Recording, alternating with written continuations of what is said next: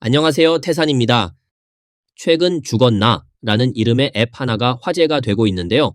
그 인기가 다소 특이한 방식으로 확산되고 있습니다. 이 앱은 8위안, 약 1,600원짜리 유료 소프트웨어로 기능은 매우 단순합니다. 긴급 연락처를 설정한 뒤 매일 한번 출석 체크를 누르기만 하면 됩니다. 만약 이 출석 체크를 이틀 연속으로 하지 않을 경우 시스템이 자동으로 설정해둔 연락처에 이메일 알림을 보내줍니다. 이처럼 단 하나의 기능만으로도 이 앱은 1월 10일 애플 유료 앱 순위에서 단숨에 1위에 올랐습니다. 중국 대륙 매체 보도에 따르면 죽었나는 독거 인구를 위해 특별히 설계된 경량형 안전도구로 월경정주 기술 서비스 유한 회사가 개발한 소프트웨어라고 합니다. 현재 이 앱은 중국 애플 앱스토어에만 출시되어 있으며 안드로이드 버전은 아직 제공되지 않고 있습니다. 또한 가격은 기존 무료에서 8위안으로 변경되었습니다. 알려진 바에 따르면 사용자가 앱을 설치한 후 긴급 연락처에 이메일 주소를 설정할 수 있으며 매일 출석 체크를 완료해야 합니다. 만약 사용자가 며칠 연속으로 체크하지 않을 경우 시스템은 긴급 연락처로 자동으로 이메일 알림을 보내도록 되어 있습니다.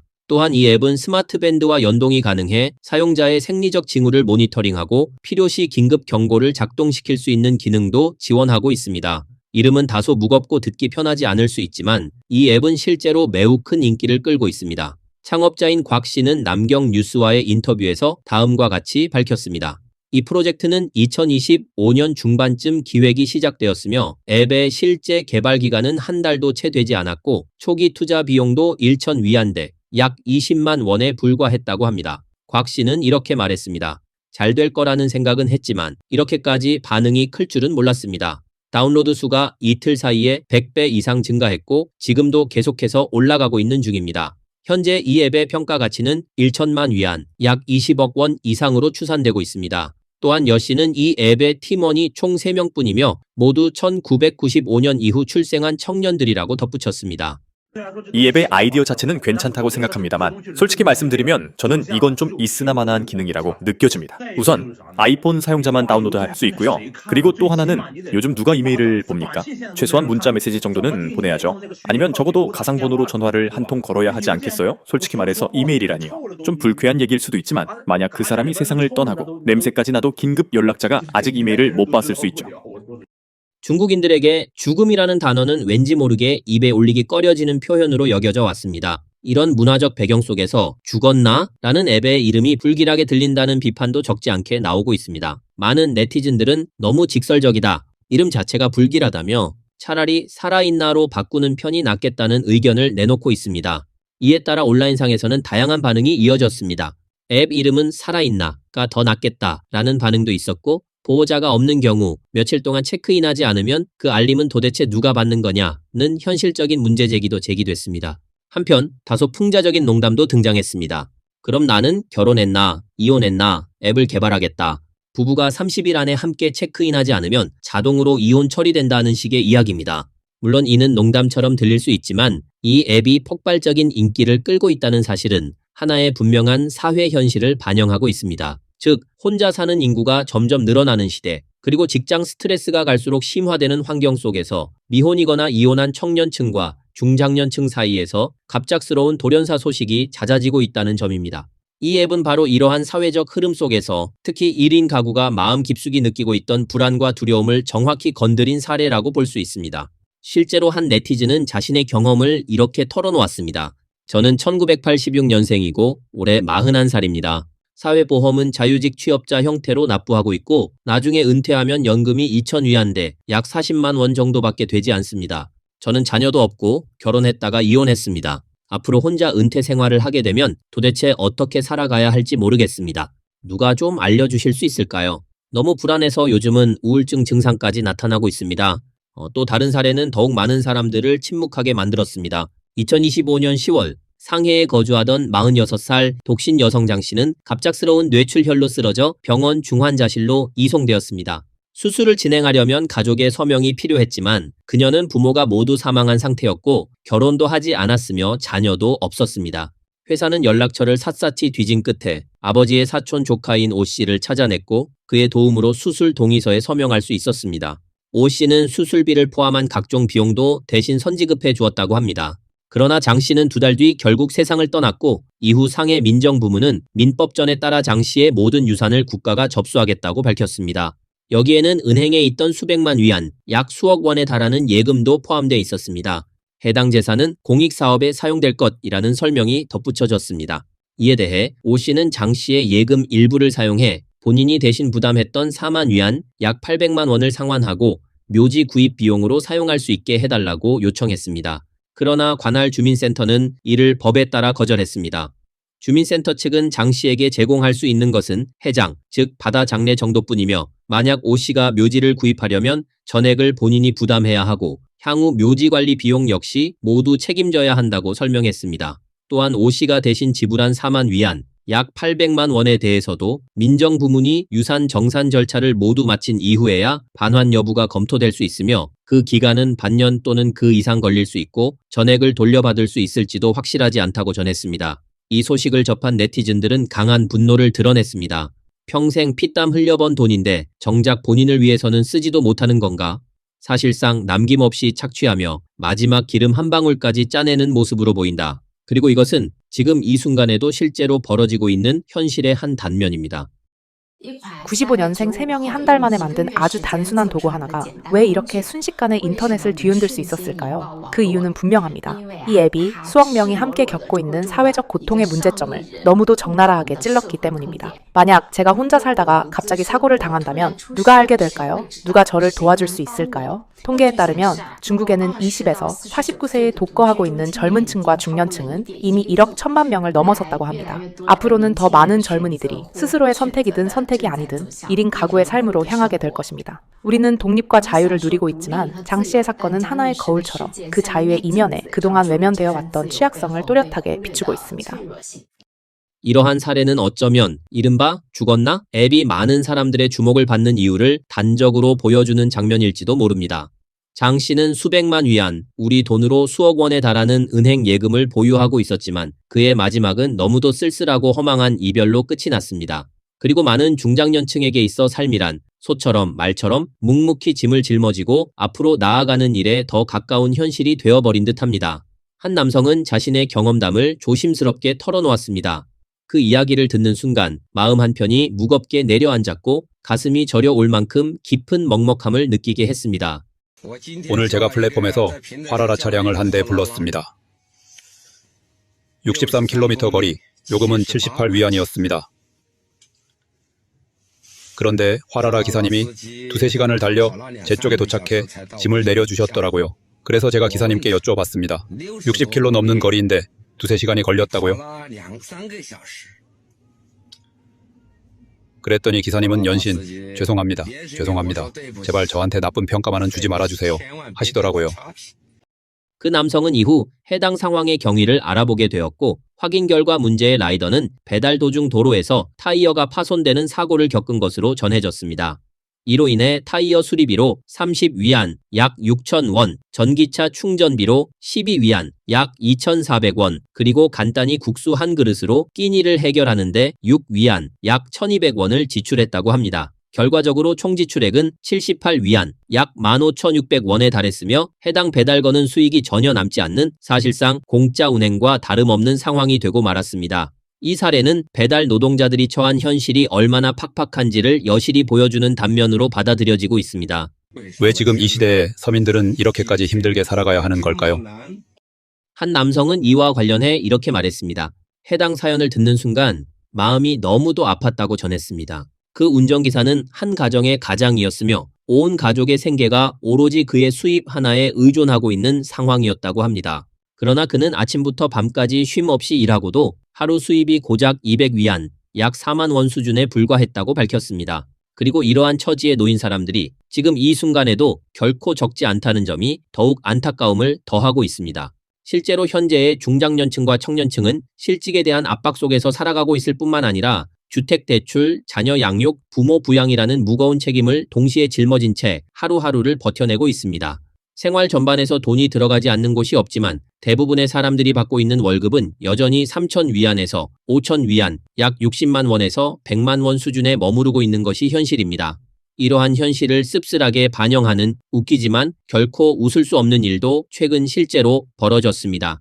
한 네티즌이 공개한 영상에 따르면 그는 온라인에서 말의 해를 기념하는 길상 인형 2개를 주문했는데 택배를 개봉해 보니 그중 한 마리 인형의 입이 거꾸로 박음질되어 있었고 그 표정은 마치 금방이라도 울음을 터뜨릴 것처럼 보였다고 합니다. 해당 장면은 많은 이들에게 웃음을 자아내는 동시에 지금 이 중국 사회를 살아가는 사람들의 처지를 떠올리게 하며 묘한 씁쓸함을 남기고 있습니다. 웃는 말은 아무도 몰랐는데 우는 말은 온 세상이 알게 되었네요.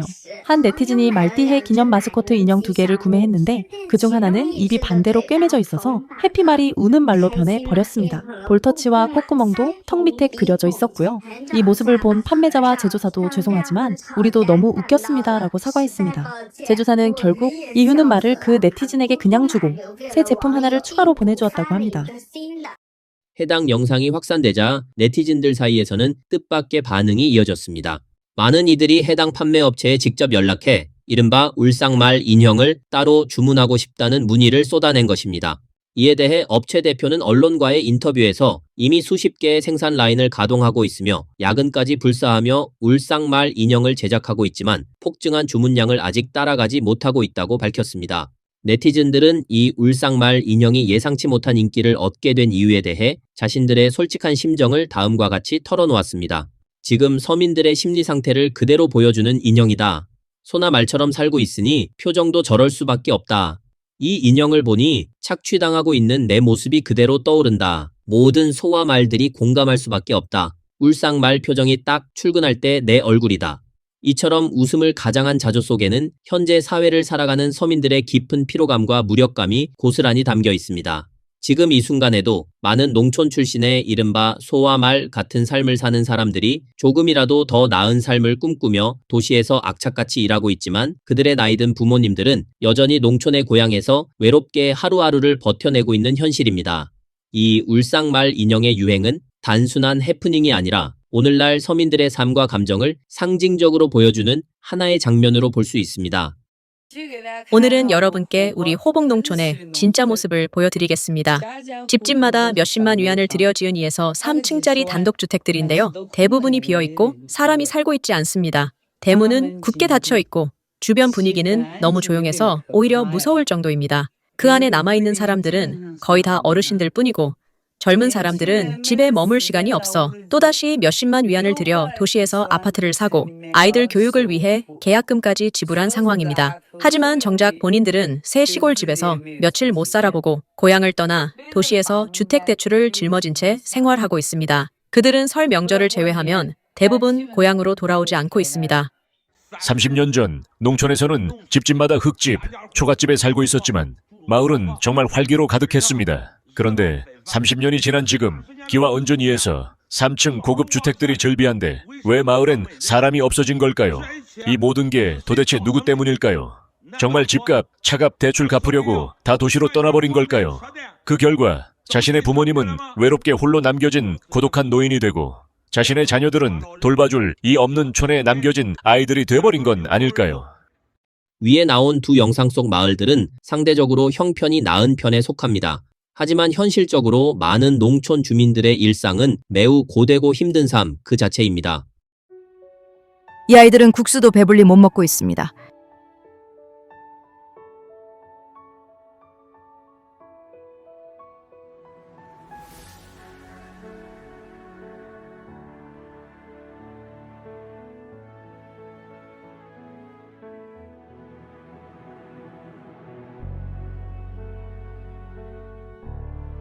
이 노인들이 이번 겨울을 잘 넘길 수 있을까요?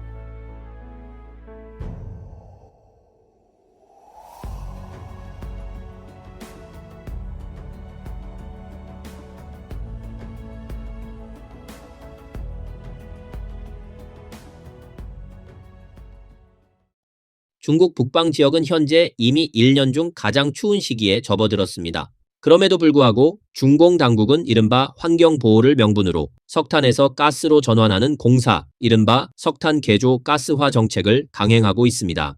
하북성 정부는 겨울철 난방 방식을 기존의 석탄에서 천연가스로 전환하도록 주민들에게 사실상 강제하고 있는데 문제는 다수의 농민과 서민들이 급격히 상승한 천연가스 비용을 도저히 감당할 수 없는 상황에 놓여 있다는 점입니다. 그럼에도 불구하고 석탄 사용은 전면 금지되었고 대체 수단이나 실질적인 보조책은 충분히 마련되지 않아 많은 주민들은 난방 없이 혹독한 추위를 견뎌야 하는 처지로 내몰리고 있습니다.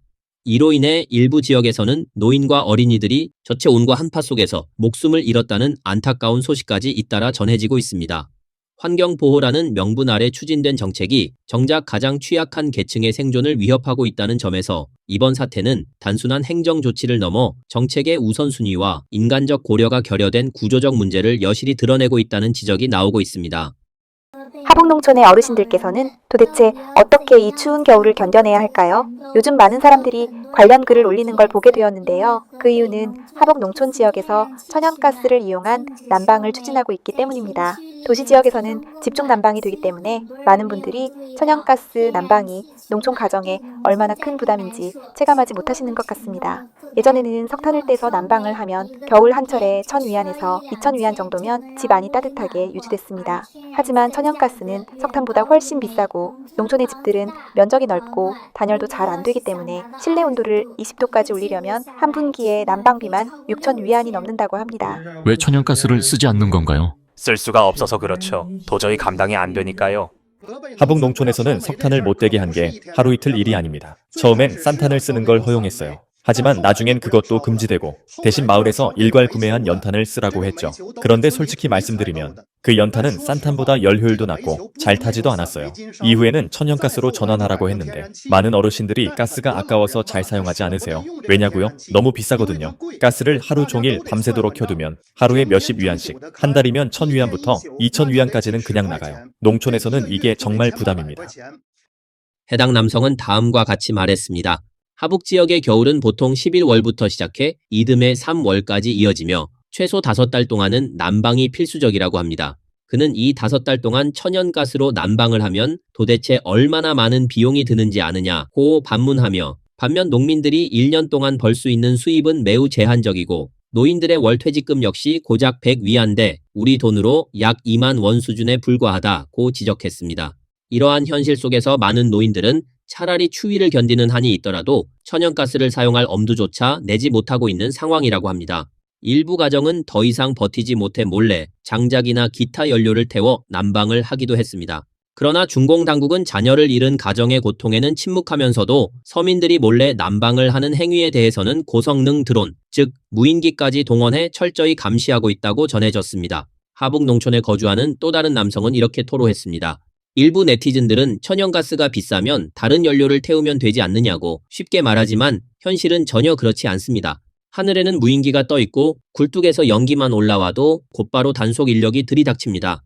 그에 따르면 적발될 경우 벌금은 500위안에서 2000위안, 우리 돈으로 약 10만 원에서 40만 원에 달하며 사용한 장작이나 땔감은 전부 몰수된다고 합니다. 실제로 몇몇 가정은 밤에 몰래 난방을 했다가 적발돼 벌금을 부과받은 사례도 있었다고 전했습니다. 또한 무인기 감시에 그치지 않고 마을 주민들끼리 서로를 감시하고 신고하도록 유도하고 있으며 신고로 적발이 이루어질 경우 신고자에게 보상금까지 지급되고 있다고 합니다. 그가 거주하는 마을은 100가구가 넘는 규모이지만 천연가스를 실제로 사용하는 가정은 10가구도 채 되지 않으며 그마저도 대부분 어린아이가 있는 집들 뿐이라고 합니다. 나머지 가정들은 그저 참고 버틸 수밖에 없는 처지로 정말 방법이 없다고 호소했습니다. 그는 이 모든 상황이야말로 중공이 국민을 어떻게 대하고 있는지를 가장 적나라하게 보여주는 현실이라고 말했습니다. 이에 대해 네티즌들은 분노를 표하며 다음과 같은 반응을 보였습니다. 이게 바로 공산당이 지금까지 해온 짓이다. 입으로는 좋은 말만 늘어놓고 실제로는 온갖 악행을 저질러 왔다. 또 다른 네티즌은 중공이 얼마나 악독하면 민생의 고통을 긍정 에너지라는 말로 덮어버릴 수 있느냐며 중공이 무너져야만 국민들이 비로소 사람답게 살 수 있다고 강하게 비판했습니다. 어떤 사람은 중공이 서민들을 해치고 착취하는 수법들을 정리해 두었다고 합니다. 지금 서민들의 삶이라는 게 말 그대로 고통스럽게 버티는 인생입니다. 중공은 이 구조를 아주 치밀하게 설계해 놓았습니다. 조금이라도 더 돈을 모으고 싶어도 그럴 수가 없습니다. 가족 중 한 사람만 돈을 번다면 온 가족의 생활비를 감당하기엔 부족합니다. 그러나 부부 두 사람이 함께 벌면 아이를 봐줄 사람이 없습니다. 그래서 결국 부모님께 아이를 맡기게 되는데 그러면 부모 세대까지 포함해 4-5명이 평생을 바쁘게 살아도 버는 돈은 그에 그에 살아가는 데 쓰고 나면 끝입니다. 저축을 하겠다는 생각 자체가 허황된 꿈에 불과합니다. 도대체 어디에 행복이 있겠습니까? 결국 모두가 소나말처럼 부려지는 인생이고 한평생을 그렇게 살아갈 수밖에 없는 현실이라는 겁니다. 한 인사는 다음과 같이 정리했습니다. 자금을 가장 많이 뿌린 국가들을 보면 다음과 같습니다. 베네수엘라 650억 달러, 러시아 4천억 달러, 인도네시아 500억 달러, 라틴 아메리카 1180억 달러, 브라질 100억 달러, 에콰도르 120억 달러 이상, 아프리카 600억 달러, 앙골라 74억 달러, 중동 국가들 550억 달러입니다. 그는 이어 이렇게 덧붙였습니다. 아이러니한 점은 이 모든 수치가 인민일보 산하 환구시보에서 직접 정리해 발표한 자료라는 사실입니다. 그는 재정 배분의 또 다른 가능성도 제시했습니다. 이 돈을 의료보험이 없는 9억 명이 넘는 농민들에게 의료보험을 가입시켜주는 데 쓴다면 무려 50년 동안 의료보험을 제공할 수 있습니다. 또한 매달 55위안, 약 11,000원의 연금만 받는 2억 5천만 명의 고령 농민들에게 매달 1,000위안, 약 20만 원을 지급한다면 무려 32년 동안 지급할 수 있습니다. 무엇이 민생을 위한 정책입니까? 자기 나라의 가난한 사람들부터 돌보는 것, 그것이야말로 진정한 민생입니다.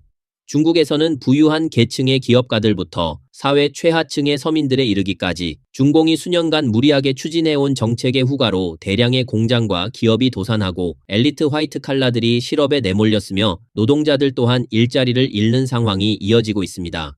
이 과정에서 과거에는 중공의 기대와 환상을 품고 있던 중국인들마저 현실을 직시하게 되었고 점점 더 많은 사람들이 각성과 함께 저항의 목소리를 내기 시작했습니다. 만약 저를 끝까지 몰아붙여서 살 수 없게 만든다면 저 역시 당신을 더 이상 갈 길이 없게 만들 겁니다.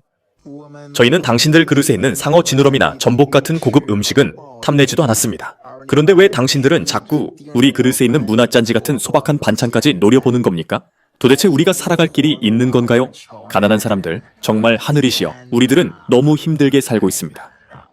벌써 21세기인데 아직도 그렇게 자기 자신을 미화하려고 발버둥 치는 건 정말 의미가 없습니다. 제발 꼭 기억해 주시기 바랍니다. 당신들은 어디까지나 국민을 위한 서비스 제공자일 뿐 군림하는 지배자가 아닙니다. 납세자들의 피 같은 세금으로 월급 받는 건 결코 당연한 일이 아니라는 사실을 잊지 마시길 바랍니다.